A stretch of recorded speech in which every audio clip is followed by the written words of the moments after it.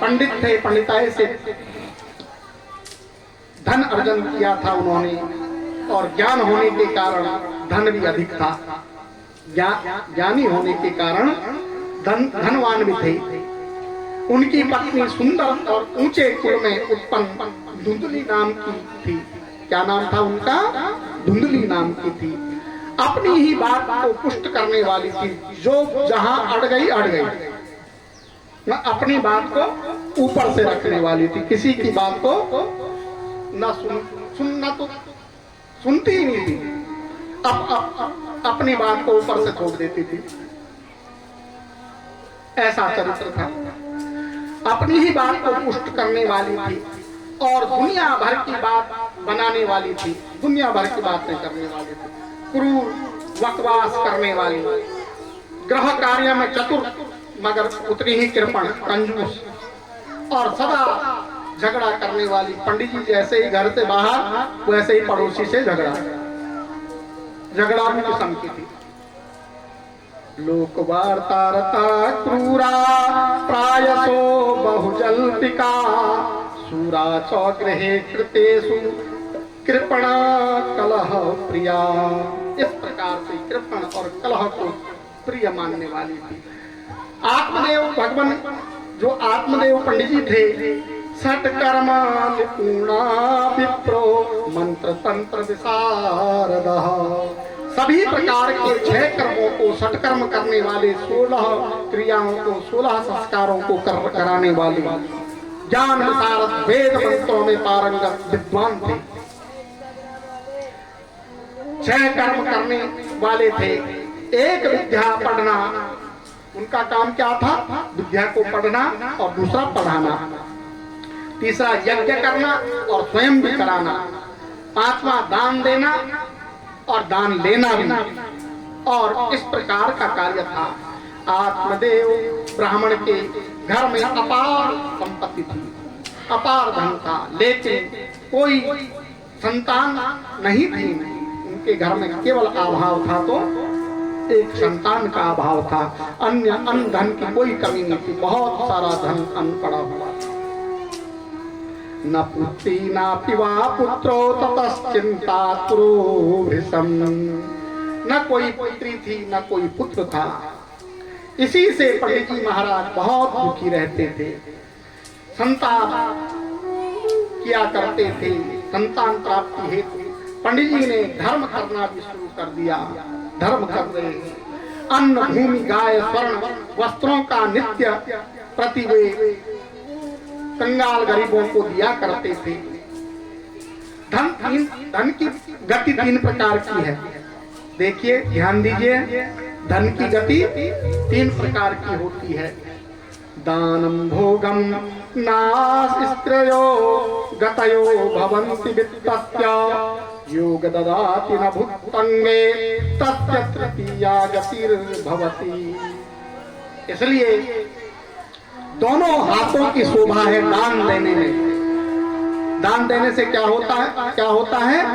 हाथों की शोभा बढ़ती है और हाथों में सहस्त्र हाथ देने वालों का बल मिलता है।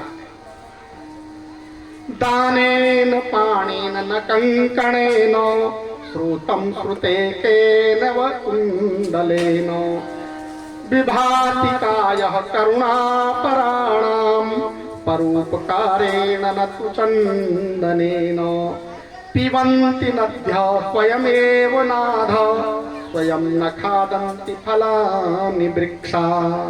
इसलिए परोपकाराय पुण्याय पापाय परिपीडनम। इसलिए कहा भी गया है, परोपकार करने से पाप नष्ट हो जाते हैं। दान देने से धन की शुद्धि होती है। जो हम और आपके घरों में विकृतियां हैं ना, जो रोग है ना, जो डॉक्टर के पास जा रहा ना धन, जो रोग में खर्च हो रहा ना धन, वो दान कर देने से वो दुख और रोग नष्ट हो जाते हैं। दान में इतनी शक्ति है। और दान देने से व्यक्ति के सभी प्रकार के दुख दूर होते हैं और परोपकारा पुण्य बढ़ता है। दान देने से पुण्य बढ़ता है। और कहाँ दान देना चाहिए? दान कहाँ करना चाहिए? सदमार्ग में, सतपथ पर, भगवत भक्ति पर, है ना, कहीं भगवान का पूजन हो रहा, यज्ञ हो रहा है, कहीं निर्धन कन्या का विवाह है, कहीं गरीब निर्धन व्यक्ति है, कहीं तालाब, कुआं, नलकूप, विद्यालय, धर्मस्थान, यज्ञ, पूजन एवं जीर्णोद्धार के लिए दान करना चाहिए, निर्माण के लिए। जैसे धर्मस्थान के निर्माण के लिए दान करना चाहिए, मंदिर के निर्माण के लिए दान करना चाहिए, नलकूप इत्यादि के लिए दान करना चाहिए, कोई कन्या है उसके विवाह के लिए दान करना चाहिए, असहाय गरीब असहाय व्यक्ति के लिए दान करना चाहिए, वृद्ध आश्रम में दान करना चाहिए, गुरुकुल में दान करना चाहिए, जहां गौएं रहती वहां दान करना चाहिए। सत्कर्म करना, यही सत्कर्म है, इसी को सत्कर्म कहेंगे। हम अपने द्वारा अर्जन धन को कहां लगा रहे हैं और किस मार्ग में लगा रहे हैं, किस प्रकार से लगा रहे हैं। और जो सत्कर्म के द्वारा धर्म मार्ग पर लगता है वह पुण्य को देने वाला है, और जो दुष्कर्म करके पाप मार्ग में लगता है वह दुख को देने वाला है। बोलिए भागवत पुराण की। इसलिए भैया अगर पेड़ फल देते हैं तो वो किसके फल दे रहे हैं? भैया हम और आपके लिए दे रहे हैं। अगर पेड़ फल दे और स्वयं ही खा जाए तब? जब पेड़ पौधे परोपकार कर रहे हैं, नदी स्वयं अपने नीर को नहीं पीती है ना? नहीं, नदी भी हम और आपके परोपकार के लिए बह रही है। इसलिए हमें भी तो अपने जीवन में खूब कमाना चाहिए, खूब जमा करना चाहिए। अपने परिवार का पालन पोषण करते हुए हमसे 10-5 परिवार लाभवान होने चाहिए, लाभान्वित होने चाहिए। परिवार से समाज, समाज से राज्य, राज्य से राष्ट्र बनता है।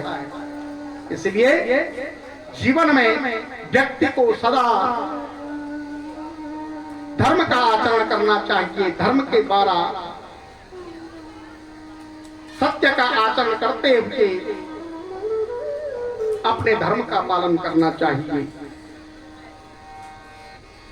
यहाँ पर आत्मदेव जी रो रहे हैं, अत्यंत दुखी होकर के प्राण त्यागने के लिए आए हैं। कह रहे हैं जंगल में गए, एक सन्यासी जी महाराज मिल गए। सन्यासी महाराज जी मिले तो मिलने पर आत्मदेव उनके चरणों में गिर पड़े।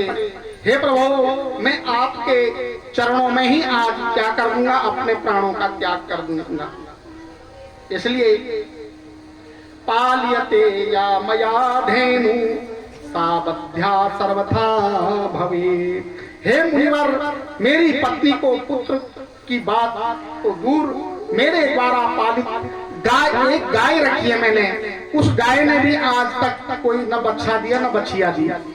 मेरे घर में मैं तुलसी का बिरवा लगाती हूँ, मगर वो 2-4 दिन रहती है, उसके बाद सूख जाती है। कह रहे हैं मेरे द्वारा लगाए गए जो वृक्ष हैं वो 2-4 दिन रहते हैं और उसके बाद मुरझा जाते हैं। ऐसा कहते कहते आत्मदेव जी रोने लगे, बहुत रुदन करने लगे। सन्यासी जी से कह रहे हैं, हे प्रभु, मैं अत्यंत दुखी होकर के अपने प्राण त्यागने आया हूँ। आत्मदेव को रोता देख करके सन्यासी बोले, पंडित जी, आप संतान के लिए इतने कष्ट से क्यों रोते हो? भैया, आज तक पुत्र से किसी ने सुख पाया? बताओ, एक की भी कहानी बता दो मेरे को जिसने अपने पुत्र से सुख पाया। संतते सागरो दुखा व माया पांग पुरा तथा रे मुंचत कटुम्बासाम संन्यासे सर्वथा सुखम। संतान पुत्र से एक पुत्र वाले अंग महाराज ने क्या सुख पाया था? अंग महाराज ने कितना सुख पाया? कंस से उनके पिता ने कितना सुख पाया? क्या बहुत से पुत्रों वाले सगर जी ने सुख पाया था? 60,000 पुत्र थे उनके, उनको सुख मिला? पुत्र से दुख ही दुख होते हैं। पुत्र से क्या मिलते हैं? दुख ही दुख मिलते हैं। 3 प्रकार के दुख, क्या कह रहे हैं? 3 प्रकार के पुत्र दुख। एक पुत्र पुत्र पैदा होता है, पहला दुख क्या है? पुत्र पैदा होता है। कह रहे हैं कि पहला दुख पुत्र पैदा ही न हो। पहला दुख जब पुत्र पैदा नहीं होता है तो तब होता है। दूसरा दुख पुत्र पैदा होकर के मर जाए तब भी दुख। तीसरा पैदा भी हुआ और मौजूद भी है परंतु बहुत मूर्ख है। रोज रोज माता पिता के क्या करने वाला हो? सुनाने वाला हो, मारने वाला हो, ऐसा मूर्ख पुत्र हो तब भी दुख। इसलिए कह रहे हैं साधु महाराज विप्र से कह रहे हैं, कुग्राम वास कुलहीन सेवा कुभोजनम क्रोध मुखी च भार्या पुत्राश्च पुत्रो विधवाश्च कन्या बिना आग्नया सत तदहे तुकायम। मूर्खाश्च पुत्रो कह रहे हैं, इसलिए हे ब्राह्मण देवता, बुरे गांव में कभी वास नहीं करना चाहिए। जो बुरा गांव है ऐसे गांव में कभी रुकना नहीं चाहिए, ठहरना नहीं चाहिए। कुल है जो जिसका कुलहीन है जो व्यक्ति, उसकी सेवा भी नहीं, उससे सेवा भी नहीं करानी चाहिए। जो कुलहीन है, बुरा आहार जो बुरा खाने वाला है उसका भी आचरण नहीं करना चाहिए। और क्रोध मुखी भार्या, जिसकी भार्या क्रोधी है उसको भी सुख नहीं है। और मूर्ख पुत्र और विधवा कन्या, ये 6 जीवन भर छाती को जलाने वाले हैं, जीवन भर दुख देने वाले, जीवन भर दुख को दे करके छाती जलाने वाले हैं। संतान 2 प्रकार की होती है, एक जन्म देने से पुत्र और पुत्री, दूसरा दीक्षा देने से शिष्य और शिष्या। ये 2 प्रकार के पुत्र हैं। हे आत्मदेव, आपके पास इस जन्म में तो क्या 7 जन्मों तक तुम्हारी संतान नहीं है? मैंने तुम्हारी मस्तिष्क रेखा देख ली है। इस जन्म में तो क्या 7 जन्मों तक तुम्हारी संतान नहीं है? बताओ। आत्मदेव बोले, महात्मा जी आप मुझे ज्ञान मत बताओ, मैंने सभी धार्मिक ग्रंथ पढ़े हैं, ज्ञान भी है, परंतु जातीय और समाजीय उत्पीड़न की पुत्रहीन भैया मैं समाज में सताया गया हूँ कि भाई ये पुत्रहीन है। पंडित के पास धन दौलत की कमी नहीं है मगर पुत्री नहीं है। सारे जाति बिरादरी और समाज मुझे बार बार छेड़ता है, उत्पीड़न करता है कि पुत्रहीन हूँ। अब सहा नहीं जा रहा और मेरा ही क्या पुत्र न होने की पीड़ा तो महाराज दशरथ को भी हुई थी। दशरथ महाराज को नहीं हुई थी पीड़ा, उनको भी पीड़ा हुई थी। एक बार भूपति मन माही है गलानी मोरे सुतनाही। एक बार भूपति मन माही, एक बार भूपति मन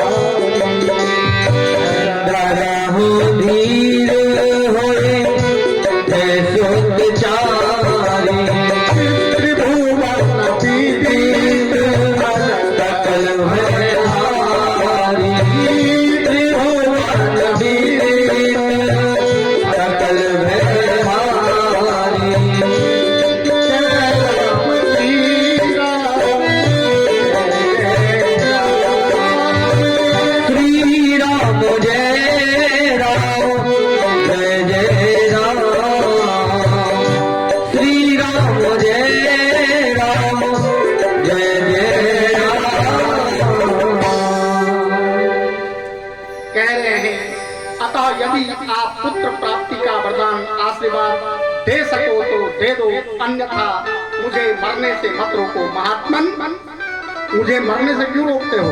अगर पुत्र नहीं ले सकते तो मरने से भी मत रोको, मैं आज अपने प्राण नहीं देकर कहूंगा। सन्यासी बोले, आत्मदेव आप इतने अधीर मत हो। हे आत्मदेव जी, क्यों अधीर होते हो?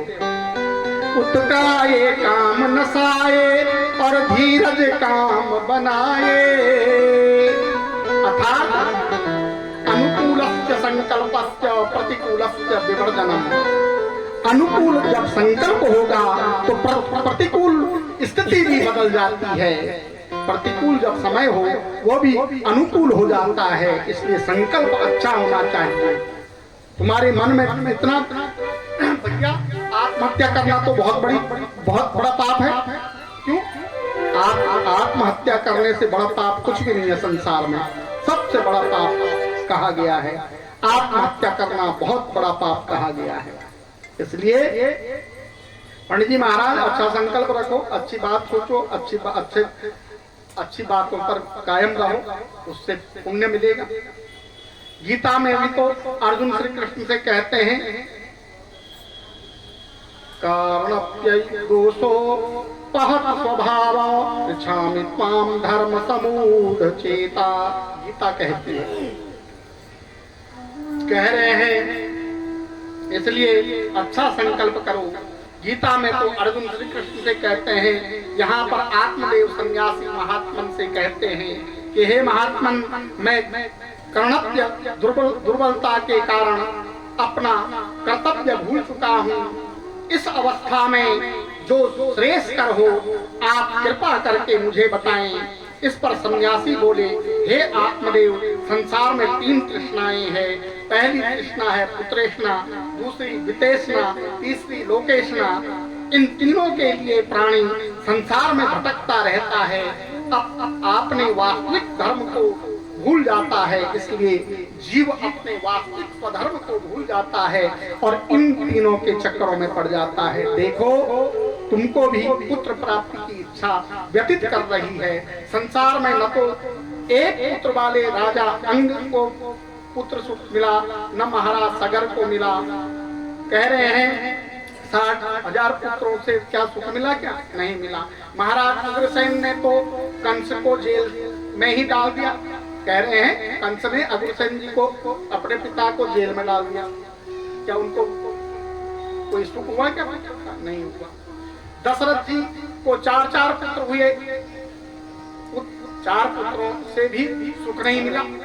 और वसुदेव देवकी को तो विवाह के समय आकाशवाणी होने पर जेल में रहना पड़ा था। सन्यासी के बार समझाने पर भी जब आत्मदेव की समझ में नहीं आया, उनकी समझ में कुछ नहीं बैठी, तो उन्होंने आत्मदेव जी को एक फल दिया और कहा, नहीं मानते हो तो लो, इस फल को अपनी पत्नी को दे देना। इसे खा करके सदाचार से अगर रहेगी, तुम्हारी जो स्त्री है अच्छे ढंग से रहेगी, अच्छा कर्म करेगी, अच्छा बोलेगी, अच्छा सुनेगी, तो श्रेष्ठ पुत्र की प्राप्ति होगी। सन्यासी ऐसा कह करके उस स्थान से चले गए। और पत्न्या पाणो फलम दत्त्वा स्वयं यस्ततु कुत्रचित्। और आत्मदेव जी ने घर जाकर के अपनी पत्नी को अपने हाथों से उस फल को दे करके पतिदेव अपनी पत्नी से कहीं दूसरी जगह चले गए। धुंधली ने फल को ले लिया, लेकिन श्रद्धा नहीं रखी फल में। और बिना श्रद्धा के, क्योंकि श्रद्धा तो सबसे बड़ी चीज है भैया, श्रद्धा से ही भगवान में समर्पणता आती है और समर्पणता आने से ही कल्याण होता है।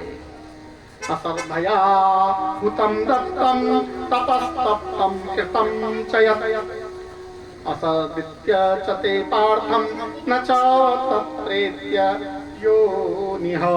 कह रहे हैं इसलिए हे पार्थ, बिना श्रद्धा के यज्ञ दान तप जो भी कार्य किया जाता है सब नाशवर है, सब नष्ट हो जाता है, वह असत कहलाता है। वह तो इस जन्म में और मरने पर भी व्यर्थ हो जाता है। जीते जी तो वह व्यर्थ है ही है, मरने के बाद भी व्यर्थ हो जाता है। आत्मदेव की पत्नी धुंधली अश्रद्धा ने फल को हाथ में लेकर के अपने बहन के यहाँ चले गई। कहा, बहना मेरे पतिदेव को पंडित जी महाराज घर में आए, फल देंगे, कह रहे हैं कि इस फल को खा जाओ, सुंदर पुत्र पैदा होगा। मगर बहना मैं तो डरती हूँ कहीं मैं इस फल को खाने से मेरे गर्भ में बच्चा आए और बच्चा होने के बाद श्री सुखदेव जी की तरह 12 वर्ष तक ये गर्भ में ही रहे। बहुत दुख होगा मुझे। देखिए गर्भ में जब बच्चा आता तो कितना कष्ट होता। मेरे बस की नहीं है, मेरे बस की संतान को गर्भ में रखना नहीं है भैया। बहुत पीड़ा होगी जब इसका जन्म का समय आएगा, उस समय बहुत पीड़ा होगी। इसलिए बहन जानती थी कि यहाँ पंडित जी महाराज के घर में तो किसी प्रकार की कोई अन्न धन की कमी है नहीं, बहुत सारे भंडार भरे हैं पंडित जी के। अब मेरे यहाँ मेरी 5-7 संतानें हैं। जिसके यहाँ सोना है वहां नाक नहीं, जहाँ नाक है वहां सोना नहीं। कहने का तात्पर्य यह है कि भैया जहाँ अन्न धन की जरूरत है वहां धन नहीं, और जहाँ अन्न धन की जरूरत ही नहीं है वहां धन ही धन। इसलिए बहना क्यों चिंता करती हो? अब की बार मेरे गर्भ में बच्चा है, पैदा होते ही दे देंगे। पंडित जी महाराज को बता देना मेरे गर्भ में बच्चा है, बस छद्म कर लेना। उसने वो क्योंकि मूर्ख और संघ दूसरे के फूकने से ही बचते हैं। मूर्ख और संघ दूसरे के फूकने से ऐसे बचते हैं, बता नहीं। हवा देवी बहन ने कहा, हाँ बहना ये बात थी, ये तुमने 100 में से 100% बात सही कही। इसलिए ऐसा कर कि जैसे ही बच्चा होगा वैसे ही मेरे को दे देना, और मैं अपने पेट को थोड़ा कपड़े लपेट करके पंडित जी महाराज को कह दूंगी कि मेरे गर्भ में बच्चा आ गया, और जो ये फल दिया हुआ है इसकी भी परीक्षा करूंगी। इसको भी मेरे घर में गाय का बच्चा नहीं है, उस गाय को खिला दूंगी, फल की भी परीक्षा हो जाएगी, और मुझे तो बच्चा दे ही देगी। मुझे तो बहना बहुत डर लगती है बच्चे पैदा करना, मेरे बस की नहीं। तो सज्जनों, समय सने सने व्यतीत हुआ, और उधर उसकी बहन के घर में सुंदर शिशु ने जन्म लिया।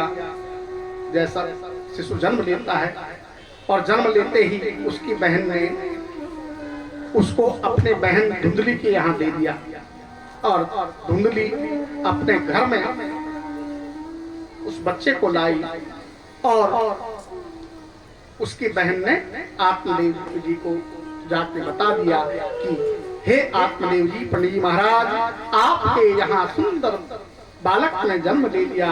आत्मदेव जी बड़े प्रसन्न हुए, प्रसन्नचित्त होकर के उनकी प्रसन्नता की सीमा नहीं रही। उन्होंने खूब सारा दान किया, गौदान किए, अन्नदान किए, स्वर्ण दान किया, सभी प्रकार के दान किए। दान करने के पश्चात नामकरण संस्कार का समय आया तो पहुंचा प्रिय पत्नी के सामने। कहा, प्रिय सुंदर पुत्र है, इसलिए इसका नाम बताऊं क्या रखना चाहिए? पत्नी कहा, बताओ भैया।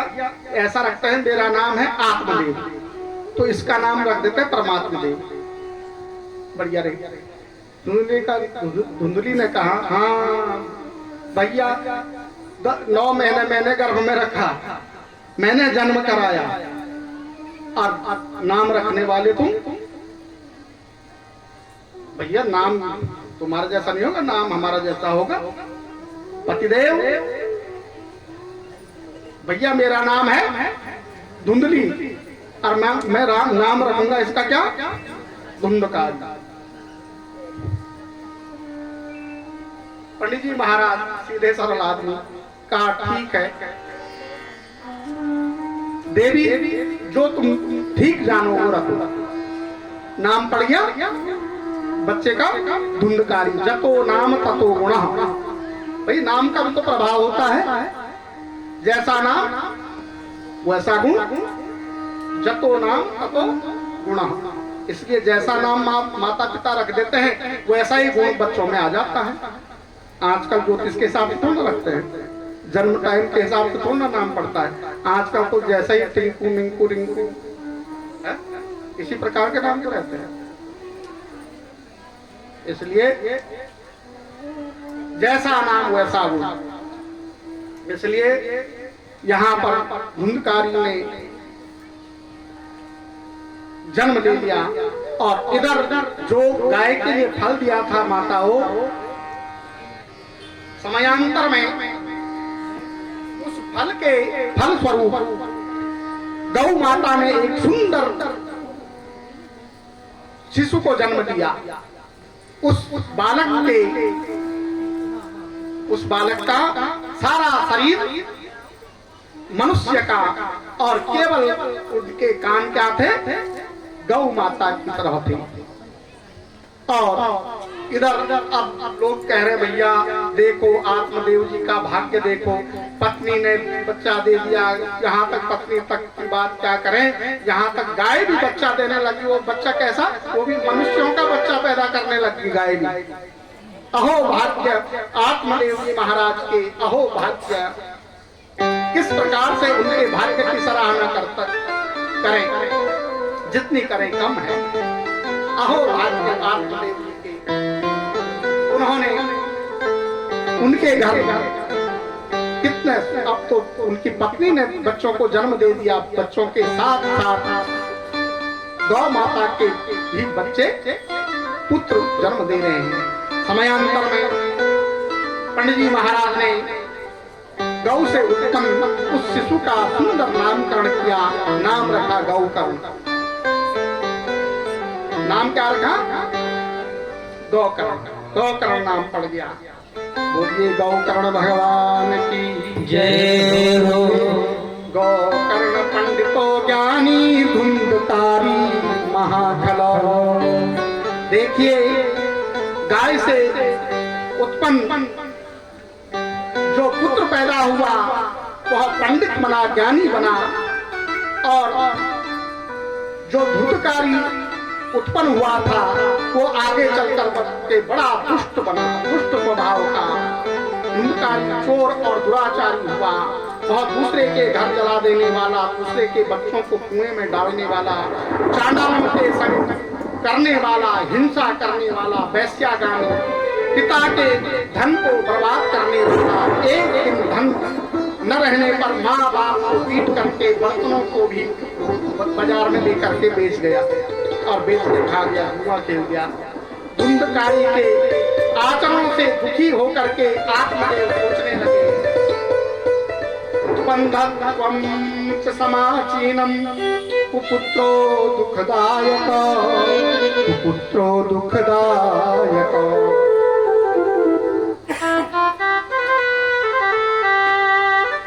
कह रहे हैं दुष्ट पुत्र के होने से तो बाज रहना ही अच्छा है। अब अकल आ रही है, अब क्या आ रही है, उस समय कितने रो रहे थे पुत्र नहीं है। मैं अभी यहाँ क्या करूंगा, आत्महत्या करूंगा साधु महाराज के सामने। अब कह रहा भैया पुत्र से तो कुपुत्र ही बढ़िया था मैं, यानी कि अपुत्र ही बढ़िया था। यानी कि जब पुत्र नहीं था तब दुखी था, और पुत्र होने के बाद हुआ तो ऐसा हुआ, अब दुखी हूँ। कह रहे हैं कहाँ जाऊंगा, कैसे रहूं, मेरे दुख को कौन दूर करे। इस प्रकार सोच करके रोने लगा। तिष्ठामि को गच्छामि को मे दुःखम् जपो भय। इस प्रकार के जीव के, इस प्रकार के लोग, इस प्रकार के जीने से तो मरना अच्छा। पिताजी को मरने के लिए उद्यत देख करके बुद्धिमान गौकर्ण ने समझाया, पिताजी संसार में जो प्राप्त होता है, स्त्री, पुत्र, परिवार, पति, बहन, भाई, सब प्रारब्ध से ही प्राप्त होता है। धुंधकारी भी तो आपका पुत्र है, कबीरा सब जग निर्धना, धनवंता नहीं कोई, धनवंता तो ही जानिए, जाके राम नाम धन हो। धन वृथा बल वृथा आयुष वृथा तथैव च, ते सर्वेति ज्ञान वृथा किंकरा शिष्य किंकरा। इसलिए कह रहे हैं कि बेटा वह पुत्र चांडाल है। चांडाल माने जो माँ बाप की सेवा न करे, संत सेवा न करे, मंदिर में पूजा अर्चना न करे और गुरु का भजन नहीं करता, वह पुत्र चंडाल के समान है। आत्मदेव सोचने लगे कि संसार में एक दिन सबको जाना है, परंतु इस दुष्ट धुंधकारी से मुझे दुख मिल रहा है। मरने का कह रहे हैं, मरने का मुझे गम नहीं, नासवान संसार, आएगा सो जाएगा यही जगत जो हुआ। जो आया है उसको जाना है, यह संसार की रीत है। पुत्र तो वह जो प्रिय प्रिय सुचरे कह रहे हैं, जो कह रहे हैं जो प्रिय रूप से माता पिता की सेवा करने वाला हो और पितरों को जल तर्पण देने वाला हो, वही पुत्र है। इसलिए कह रहे हैं, जो तुम मिटाना चाहे जीवन की तृष्णा, सुबह शाम बोल बंदे कृष्ण कृष्ण कृष्णा, सुबह शाम बोल बंदे कृष्ण कृष्ण कृष्णा। जो तुम मिटाना चाहे जीवन की तृष्णा, जो तुम मिटाना चाहे जीवन की तृष्णा, सुबह शाम बोल बंदे कृष्ण कृष्ण कृष्णा, सुबह शाम बोल बंदे कृष्ण कृष्ण कृष्णा।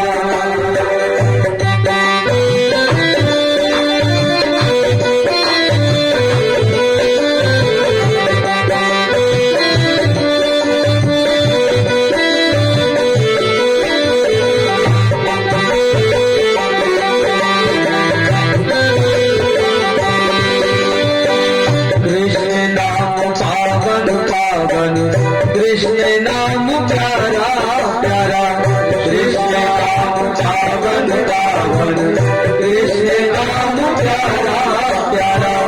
जो न बोले कृष्णा कृष्णा, जग से वो हारा हारा।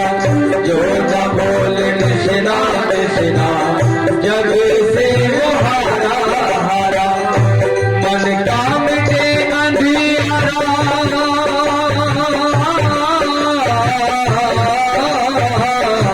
मन का मिटे अंधियारा, बोल कृष्ण कृष्णा, सुबह शाम बोल बंदे कृष्ण कृष्ण कृष्णा, सुबह शाम बोल बंदे कृष्ण कृष्ण कृष्णा।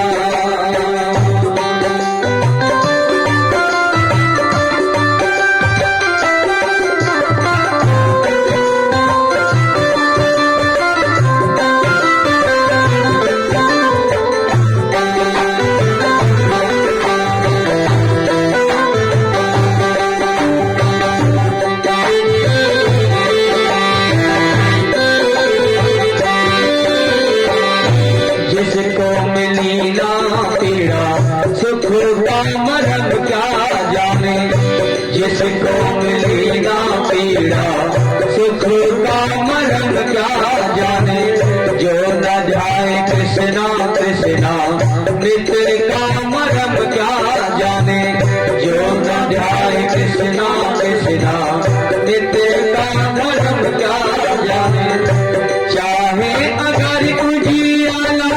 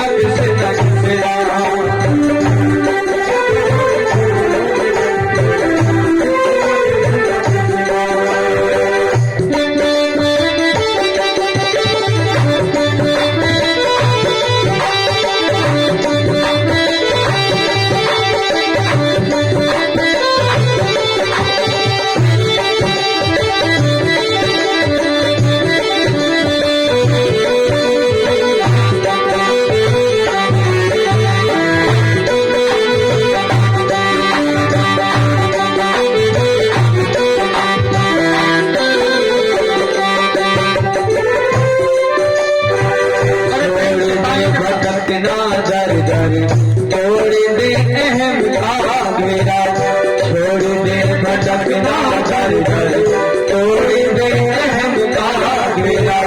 भूल जा जगत का वैभव, जग है दुखों का डेरा। भूल जा जगत का वैभव, जग है दुखों का डेरा। फिरता क्यों मारा मारा,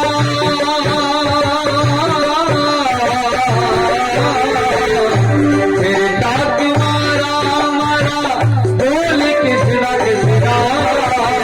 सुबह शाम बोल बाते किसना किसना किसना। सुबह शाम बोल बाते जो तुम जाना चाहे जीवन की तृष्णा, जो तुम जाना चाहे जीवन की तृष्णा। ऐसे नहीं दोनों हाथ उठा करके ताली से करते हुए भाग साथ साथ गाएंगे। जो तुम जाना चाहे जीवन की तृष्णा, सुबह शाम बोल बंदे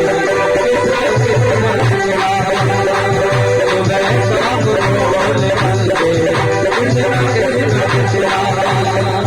सुबह शाम बोल बंदे कृष्णा कृष्णा कृष्णा। सुबह शाम बोल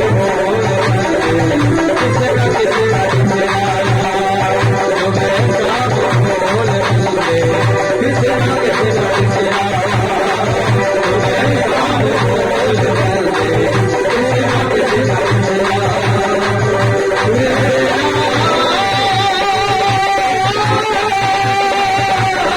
सुबह शाम बोल बंदे कृष्णा कृष्णा कृष्णा।